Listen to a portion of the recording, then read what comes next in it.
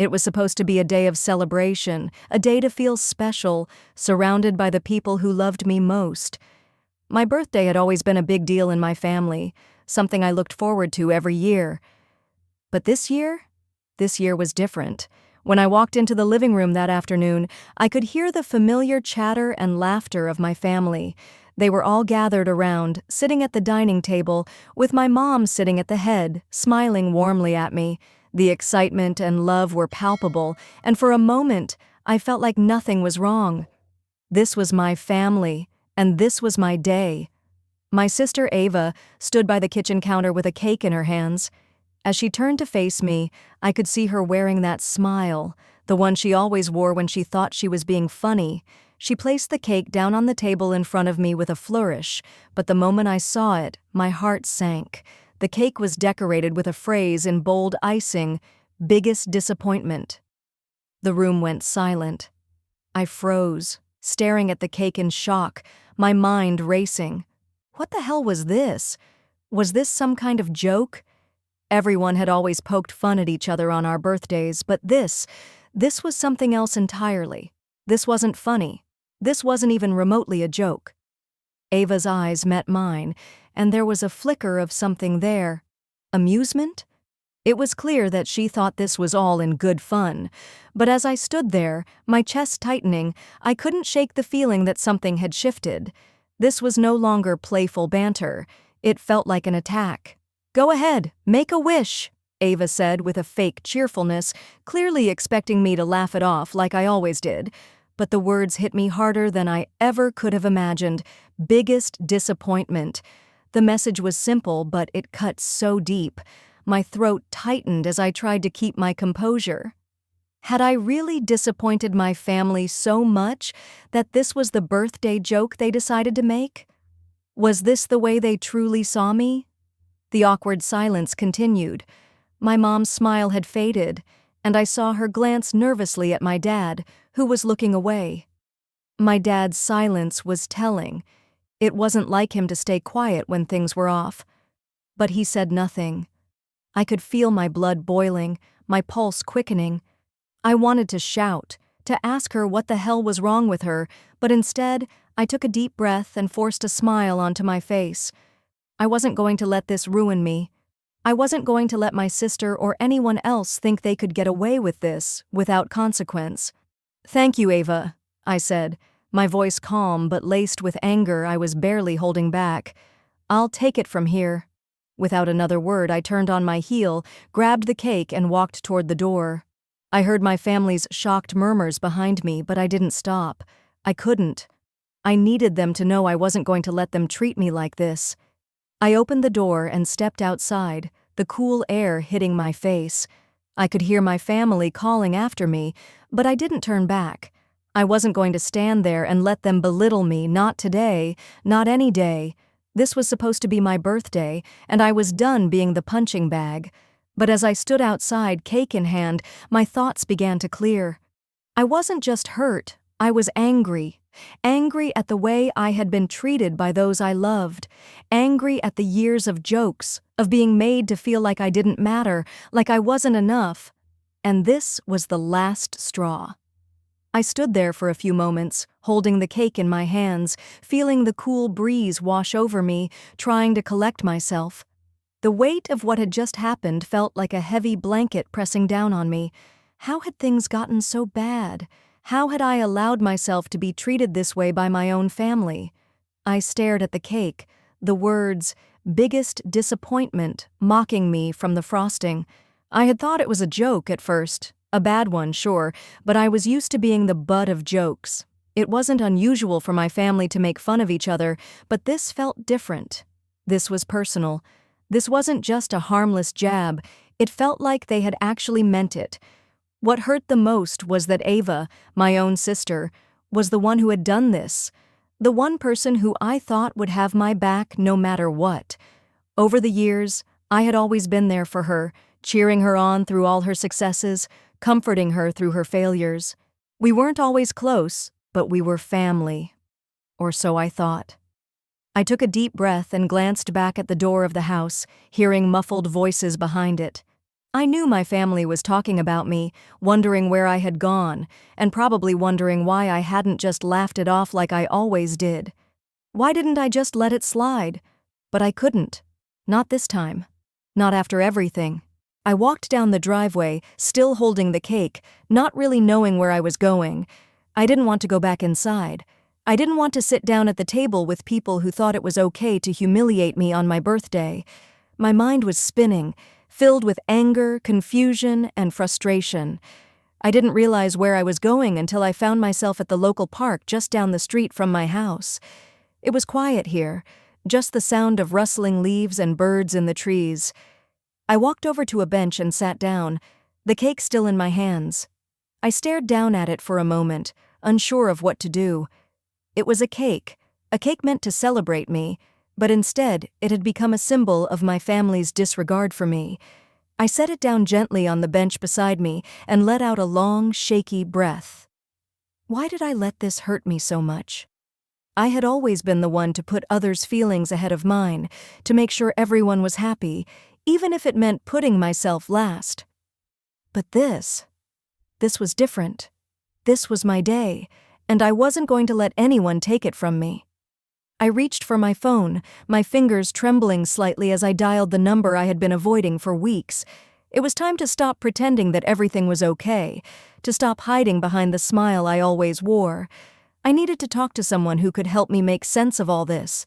The phone rang twice before he picked up. "Hey, it's me," I said, my voice cracking slightly. "Can you meet me? I need to talk." There was a pause on the other end, then he spoke, his voice warm and familiar. "Of course. Where are you? I'll come right over." "I'm at the park," I said, trying to steady my breath. "I'll be here for a while." "All right, I'll be there soon." I hung up, staring down at the cake again, my mind racing. What was I doing? Why was I letting this affect me so much? I had spent so many years trying to be the person everyone else wanted me to be, trying to keep the peace, trying to keep things easy for everyone else. But now, on my birthday, I was finally realizing that I couldn't keep ignoring my own needs. I couldn't keep putting myself last. I wasn't a disappointment. I had worked hard for everything I had. I had tried to be a good daughter, a good sister, a good person, and yet my family saw me as a joke. I couldn't keep letting them treat me this way. As I sat there in the park waiting for him to arrive, I realized that this was the beginning of something new. I was done being the doormat. I was done letting people walk all over me, especially the people who were supposed to love me the most. When he finally arrived, I felt a sense of relief. I needed to talk, to vent, to get everything off my chest. "Hey," he said, sitting down beside me on the bench.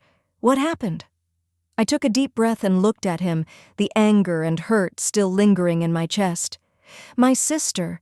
She brought a cake to my birthday party that said, 'Biggest disappointment.' She thought it was funny. My own sister." His expression hardened, and he reached for my hand, squeezing it gently. "That's awful, Rachel. I'm so sorry." I nodded, swallowing hard. I don't know why it hurts so much. Why am I letting it get to me like this? Why does it feel like everything I've done for them is meaningless?" He shook his head. "Because they don't see you for who you are. But you know what? You don't have to keep letting them treat you like that. You're not a disappointment. You're not just a joke." I looked at him, feeling tears well up in my eyes for the first time that day. Maybe it was time to stop pretending. Maybe it was time to start living for myself, to stop seeking validation from a family who couldn't even see my worth. Maybe it was time to stop letting others define me. As I sat on that bench, the weight of everything I had been holding inside began to sink in. All these years, I had been trying to meet the expectations of my family, trying to make them proud, trying to fit into their narrow views of who I should be.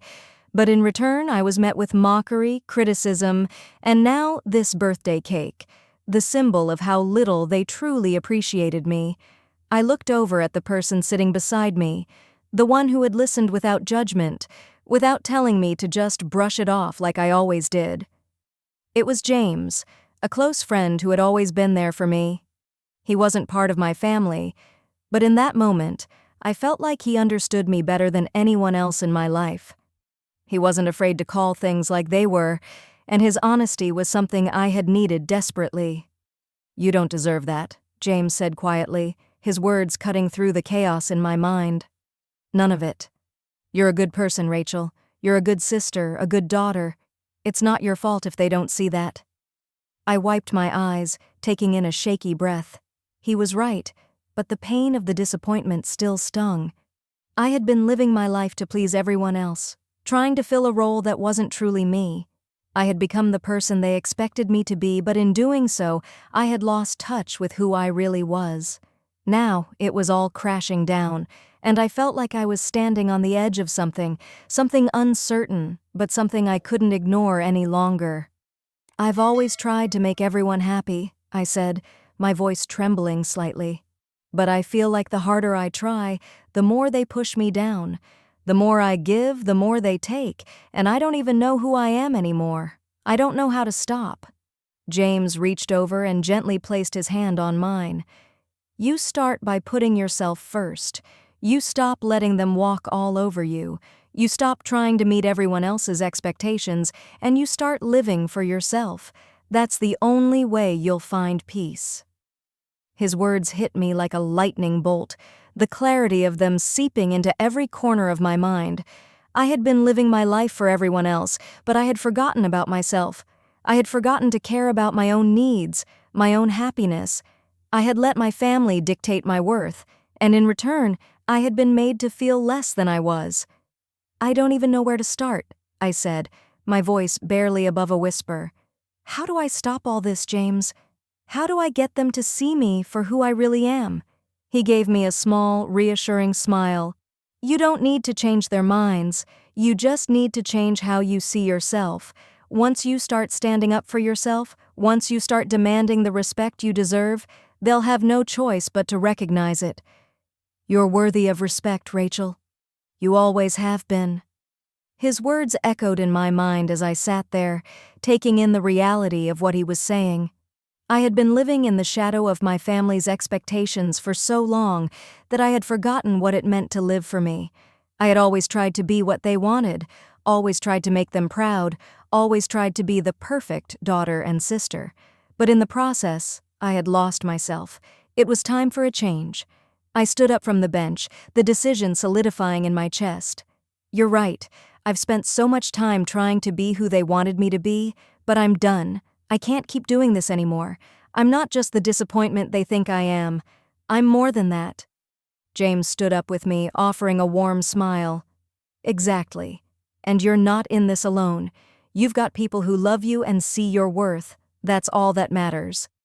As I walked away from the park, a strange sense of freedom washed over me. The weight I had been carrying for so long was slowly starting to lift. I wasn't going to be the person my family tried to make me.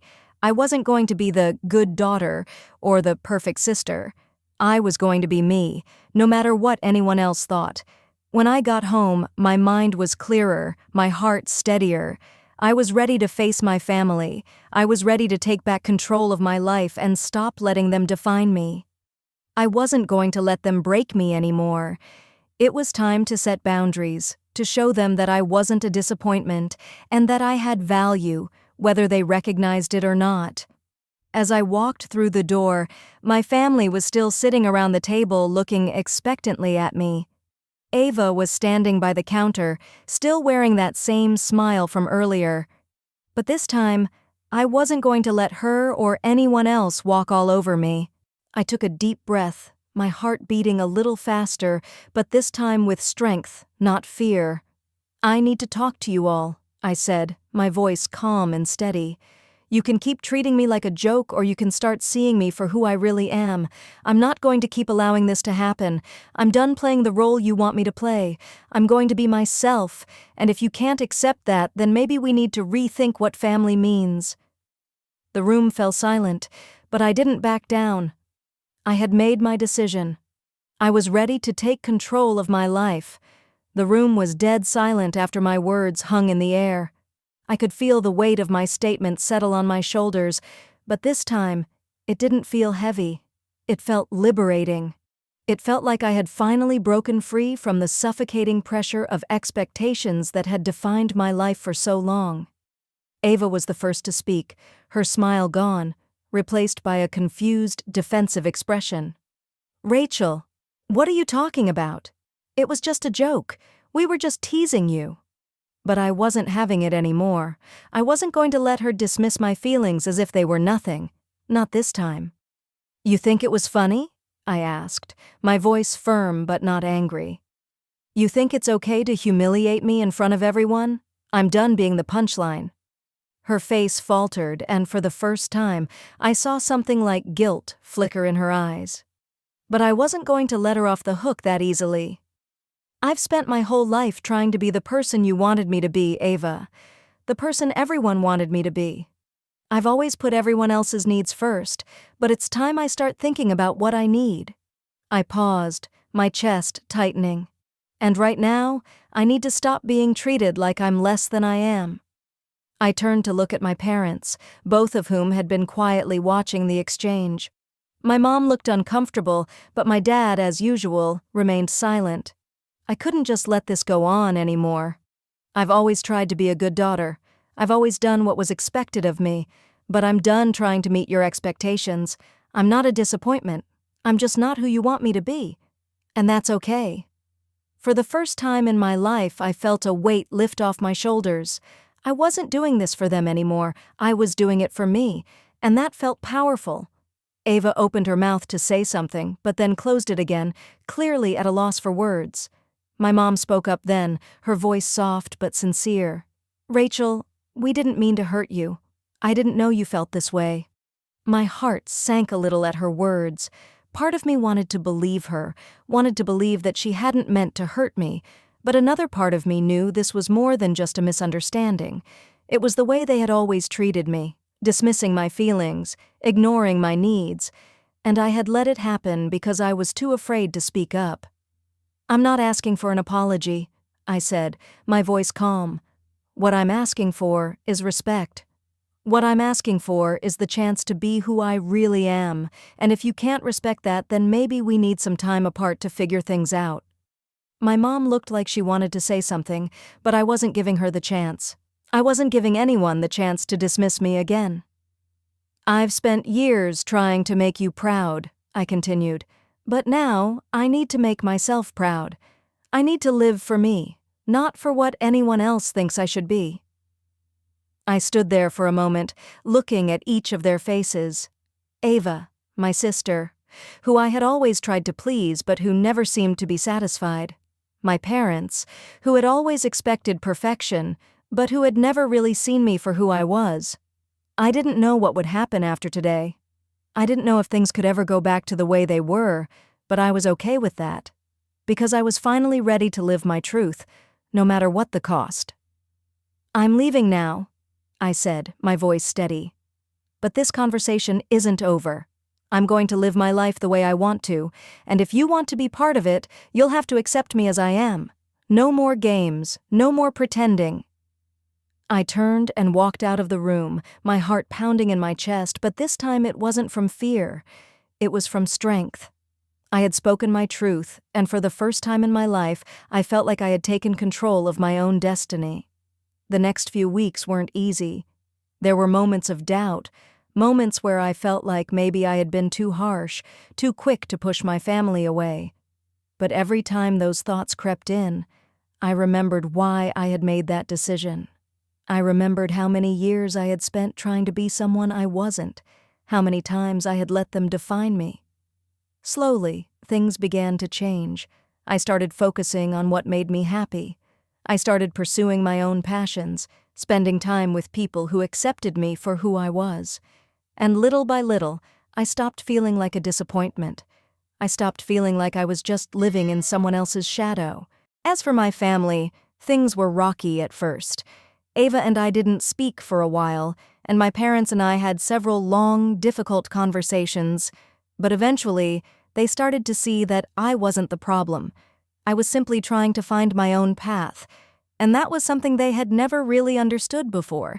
It wasn't a perfect ending, and it wasn't a quick fix, but it was progress, and that was all I needed. In the end, I realized that the only person I truly needed to make proud was myself, and once I started doing that, everything else fell into place.